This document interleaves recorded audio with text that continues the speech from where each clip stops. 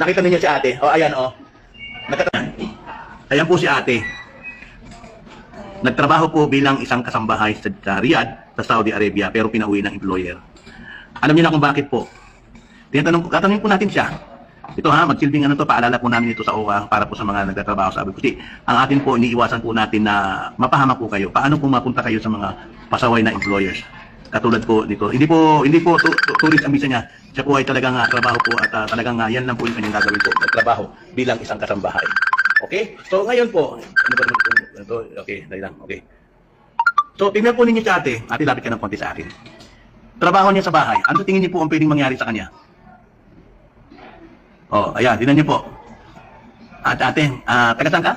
Jensen. Taga Jensen. Ilang taon ka na? 25. 25. First time mo mag-abroad? First time. First time mo. Hindi ka ba natakot na ganyan ang itsura mo? Pupunta ka ng Saudi, magtrabaho ka sa bahay? Oo.